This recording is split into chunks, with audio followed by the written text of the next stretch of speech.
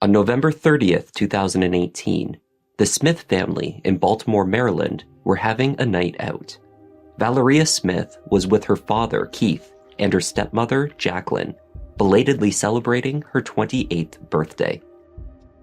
At the American Legion Hall, they ate, drank, danced, and took photos. When the family exited the Legion just before midnight, no one would have predicted that the night was about to turn deadly. A few blocks from Valeria's home, Keith slowed the car to a stop and rolled down the passenger window. Jacquelyn wished to offer money to a new mother who was out on the street, carrying a small bundle in her arms, as well as a sign that read, "Please help me feed my baby." As Keith would later tragically recount, stopping to help the woman in need would prove to be Jacquelyn Smith's fatal mistake. Both he and his daughter had a message for the city of Baltimore. Be careful who you trust, because things are not always as they seem. Today's case takes us through a roller coaster of fabrications and deception. It is a story of a city's reputation being exploited. All the while, its officials were conducting a clever and in-depth investigation that would eventually uncover the truth. Let's take a look. 52-year-old Keith Smith placed a frantic 911 call from his vehicle at 12:30 a.m. on December 1st, 2018. His wife Jacquelyn had been the victim of a stabbing. She was in the passenger seat next to him and needed immediate assistance. His daughter Valeria was in the back seat of the car. She was also a witness to the unexpected, horrific attack on her stepmother. The operator directed Keith to Johns Hopkins Hospital. Despite valiant medical efforts, Jacquelyn Smith succumbed to her injuries. She had sustained 5 stab wounds to her torso and a single cut to her lower right arm. She was pronounced dead before 1 a.m. that night, the victim of an unsolicited attack by 2 panhandlers who had taken what they could from her and then run off. Jacquelyn Ann Smith was born Jacquelyn Trevane in Providence, Rhode Island on the 4th of July, 1964. According to her mother, she was a joyful child who grew into a loving and ceaselessly caring adult. At an early age, Jacquelyn developed a love of music and of poetry. At the age of 54, Jacquelyn had raised 2 adult sons, one in college and the second a graduate who had joined the U.S. Coast Guard. Professionally, she had been very successful, holding a role as an electrical engineer and working for the Department of Defense in Maryland. In 2014, she had married Keith Smith. The couple were active in their church. Jacquelyn was known as a woman of faith. She was also known to have a very generous nature. The day following Jacquelyn's murder, her husband and stepdaughter courageously stepped out in front of the media to offer a warning to their neighbors. Do not blindly trust in the authenticity of those that appear desperate and in need of your help. They could be dangerous. Some of those on the street are not who they appear to be. This sentiment was also offered by law enforcement, who issued a warning to the residents of Baltimore to be cautious. The nature of the attack on Jacquelyn left many on edge and began to stoke fears of the homeless, not only in Baltimore, but across the country as news of the horrific murder spread into the national media. Attention was drawn further when Oprah heard of Jacquelyn's act of kindness that had led to her death. She tweeted, "I've done this 1,000 times, but will think twice before ever doing it again." Law enforcement released the descriptions of the 2 suspects, ostensibly panhandlers, who were targeting charitable individuals to rob them, and if need be, attack them. Homicide detectives had met with Keith and Valeria on the night of the murder at Johns Hopkins and had taken their initial statements. Then they drove straight out to the 1000 block of Valley Street to secure the crime scene. 3 detectives arrived within a few hours of the incident, yet they were unable to find any indications of the stabbing at the location where it had taken place. The next morning, at just past 10 a.m., Detective Beauregard, Singer, and Santos tried again, this time in the light of day. They began to conduct a canvass of the neighborhood. After walking the streets, searching the surrounding area, and speaking with local residents, they found nothing of evidentiary value. The team was unable to independently verify where the Smiths' Audi had stopped for the panhandlers. They could not locate any witnesses. The murder weapon, a knife, was not found. What did become apparent to the team of experienced detectives was that the 1000 block of Valley Street was not a well-traveled nor a very well-populated area. This was not an area panhandlers would typically be found. The survey of the neighborhood concluded that most of the houses on the 1000 block were vacant. Keith and Jacquelyn's 2012 Audi A7, driven by Keith that night, was brought to police headquarters directly from the hospital for processing. Latent prints were recovered from the exterior of the vehicle on the passenger side. But these were determined to be those of Keith Smith. No other prints were identified. A pair of black gloves were resting on the top of the center console, and a second set of yellow rubber gloves were retrieved from the back seat. An acrylic fingernail had broken off in the seat as well. It appeared to match those worn by Valeria Smith. There was no unidentified DNA or fingerprints in the vehicle that could assist law enforcement in tracking down the unknown panhandler murderers. Investigators were still seeking to corroborate the details provided by Keith and his daughter. Specifically, they sought to verify the route taken by the vehicle. The FBI were called in to assist with extracting data from the Audi's computer to obtain the GPS location data. They were unsuccessful. Despite their thorough and focused efforts, the Baltimore police were struggling to locate any leads. The Homeless Outreach Team, or HOT team, were also notified. Based on the descriptions provided by Keith and Valeria, this team used all its existing resources, but was unable to develop any suspects. The inability to verify the crime scene was an obvious hindrance to the investigation. Seeking to piece together a timeline of the evening, investigators began by acquiring the surveillance footage across the city to track the Smiths' movements. They arrived at the American Legion Hall on Madison Avenue. Cameras there confirmed that the Smiths left the hall together at 11:45 p.m. Reviewing the footage of 27 CCTV cameras from the Legion to Valley Street, near to Valeria's home, the team sought to recreate the path taken by Keith and verified by his daughter.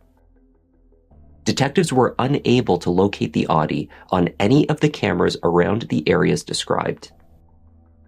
They reviewed motion-activated residential security cameras that could have captured angles of the incident itself, first at East Chase Street. They found nothing.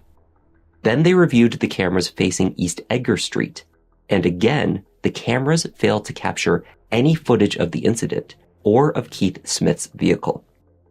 Their next step was to acquire the cell phone data from Keith and Valeria's phone. Hopefully, they could use signal data to map the family movements that night.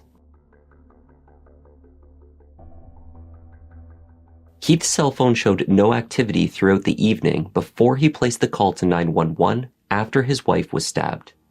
But data from Valeria's cell phone proved to be insightful. It showed that the family had not gone south after leaving the American Legion to take Valeria home, as they had told detectives. Instead, they turned north. Connected towers indicated that the family had traveled to Druid Hill Park, near the Maryland Zoo, and had remained in that location for approximately 15 minutes. Neither of the Smiths had mentioned this stop to police. In addition to analyzing the father and daughter's phones, police obtained the activity from Jacquelyn's stolen device. Curiously, the last activity shown on her phone was from about 4 p.m. that afternoon, from her home in Aberdeen.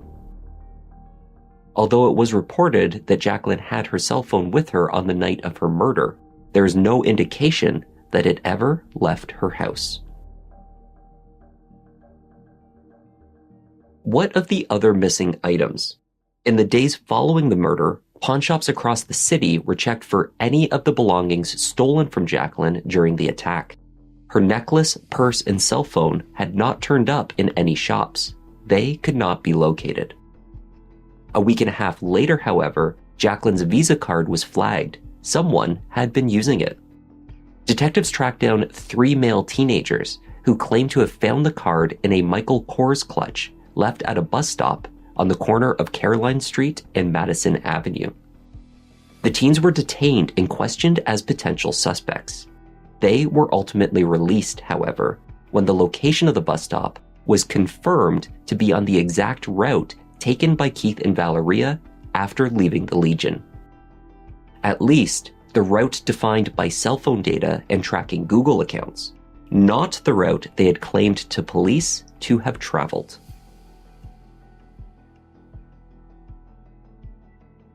After 3 months of investigating, the Baltimore detectives had failed to uncover a single piece of evidence linking Jacquelyn's murder to a pair of panhandlers. What they had discovered was a series of inconsistencies and contradictions in the statements offered by the Smiths. For instance, Keith told police at the hospital that the second panhandler, the man, had reached into the car and stolen his wife's purse. In subsequent statements, he said it was the woman who did so. Keith had initially been very vocal to the media and keen to offer a neighborly warning to fear the city's homeless population. But within a week, the story had picked up national news coverage, and Keith abruptly stopped taking interviews. Police confronted Keith with the location data. At that stage, his story changed once again. He claimed that he had been lost that night and embarrassed to admit it. Yes, they had gone to the park where the family parked for a time and looked through photos they had taken earlier in the evening on their phones.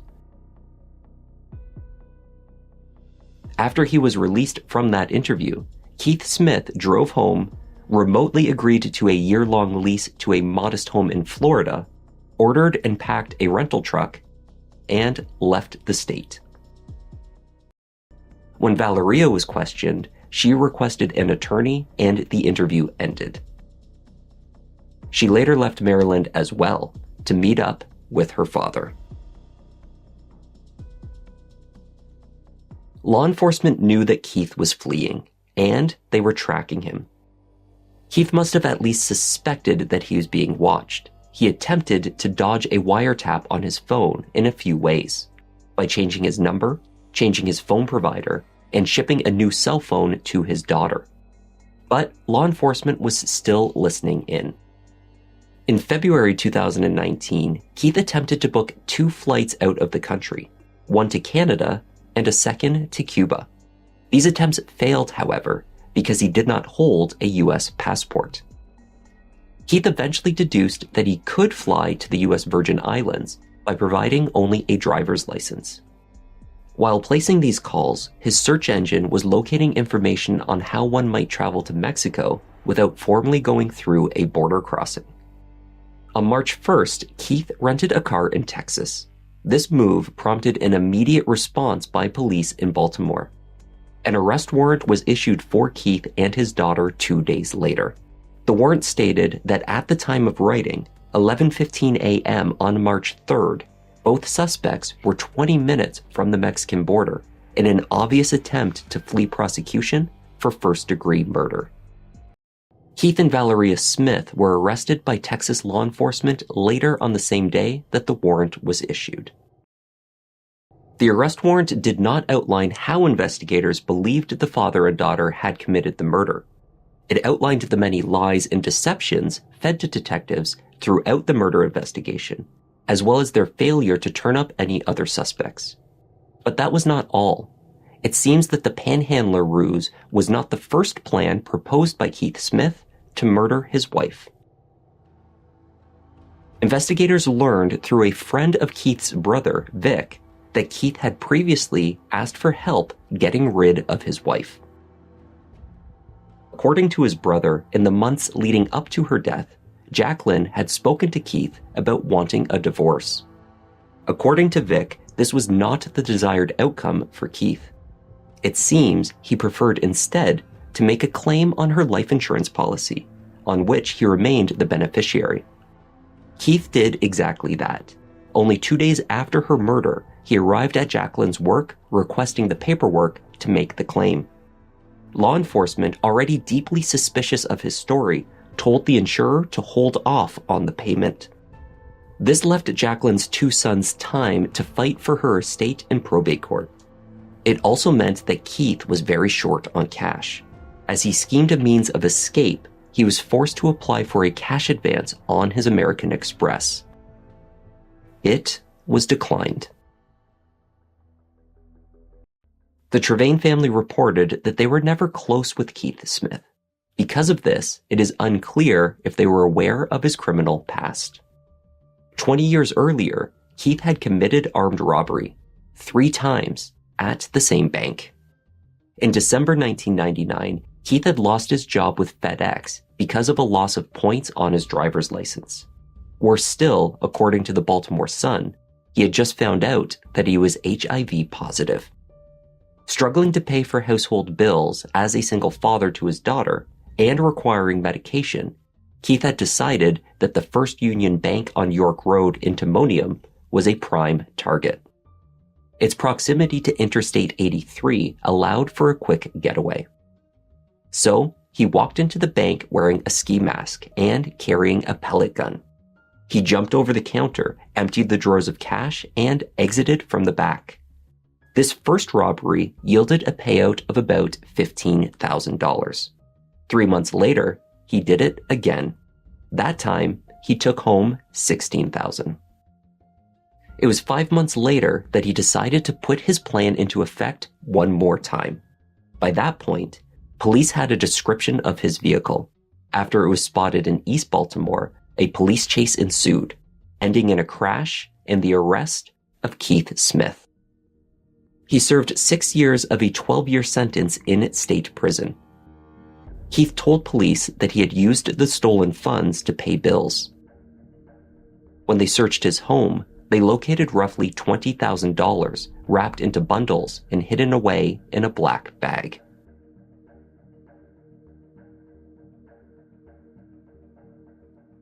Valeria Smith was charged as an accessory to the murder. It is unclear what case, if any, the prosecutors had developed to link her to the premeditated murder of her stepmother. It was clear that she assisted in covering up the murder after the fact. It was revealed that Valeria had been struggling. She was diagnosed as bipolar and spent some time institutionalized for treatment back in 2012. Since that time, she had also developed an addiction to heroin. It was believed that she was in many ways another victim of her father's, coerced into assisting him to cover up the murder. For this reason, Valeria was offered a plea deal. Valeria admitted guilt as an accessory after the fact, and she did agree to testify against her father. The trial took place in late 2021. Valeria told the jury that after celebrating her birthday, her father drove the family to Druid Hill Park with Jacquelyn, who she believed had dozed off in the front seat. There, her father stabbed her stepmother 5 times when she was believed to have been, at least initially, sleeping. He disposed of the knife in the woodland. Valeria was given 2 wallets belonging to Jacquelyn, including the Michael Kors clutch. She testified that she was instructed by Keith to get rid of them. She left one at the bus stop at Caroline and Madison, where she watched as a group of youths wandered over and picked through it. The panhandler story was given to her by Keith. The defense team grilled Valeria over the length of time it took her to come clean. They accused her of playing a more active role in the murder and lying on the stand to save herself. The 32-year-old recovering addict testified that she was forced by her father to lie, but was telling the truth now because she did not want to go to prison for a murder that she did not commit. Keith Smith was convicted of first-degree murder in December 2021. He was sentenced to life in prison. A month after her father, Valeria was also sentenced. She was given 5 years for her role in covering up the murder. The verdict and sentencing came as a relief to Jacquelyn's family. It was exactly the justice that they had sought. And that was the story of Keith Smith and the Panhandler murder hoax. Thanks for watching. I'm Kevin, and I'll see you in the next one.